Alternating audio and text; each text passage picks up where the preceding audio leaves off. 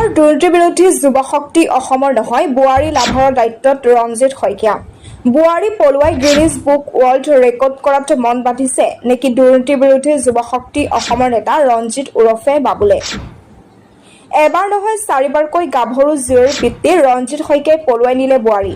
অসামাজিক কামত লিপ্ত হোৱাটো তেখেতৰ বাবে দৈনিক অভ্যাসত পৰিণত হৈছে। কিমান অতিষ্ঠ হলে পিতৃয়ে নিজ পুত্ৰৰ বিষয়ে এনেদৰে ক'বলৈ বাধ্য হয়। দুৰ্নীতিৰ বিৰুদ্ধে যুঁজ দিয়া নেতাগৰাকীক ঘাটিয়ে ঘাটিয়ে পানী খুৱাইছে এতিয়া পত্নীয়ে।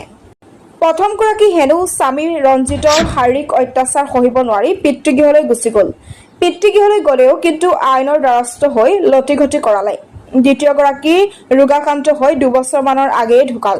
তেওঁ এৰি থৈ যোৱা কন্যাও এতিয়া গাভৰু।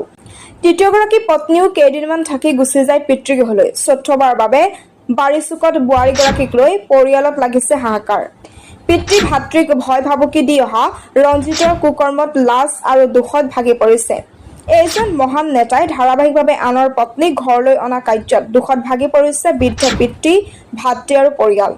নিউজটো শ্বেয়াৰ কৰি এটা লাইক কৰি দিব। লখিমপুৰৰ পৰা বেদান্ত বৰুৱাৰ ৰিপৰ্ট, R24 লাইভ। পিতৃ হিচাপে ৰঞ্জিত শইকীয়া ঠিকেই মোৰে ল'ৰা, কিন্তু তেওঁক মই বিয়া পাতি দিলোঁ। প্ৰথম গেন্ধালিৰ পৰা জোৰ জবস্তি বিয়া পাতি দিব লাগে, বিয়া পাতি দিলোঁ।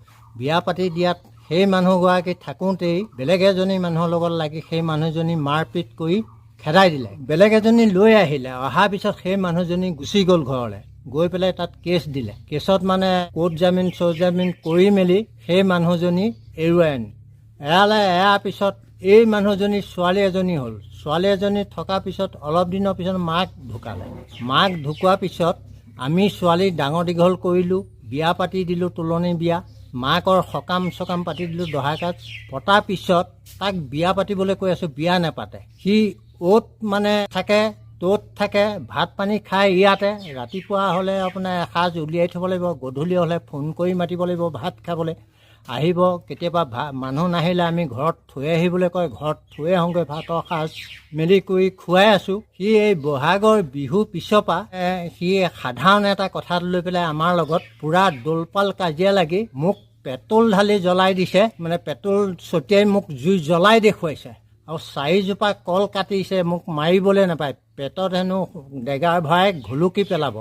সেইটো জহতে আমি তেনেকৈ কাজিয়া লাগি হেৰি কৰি আছিলে।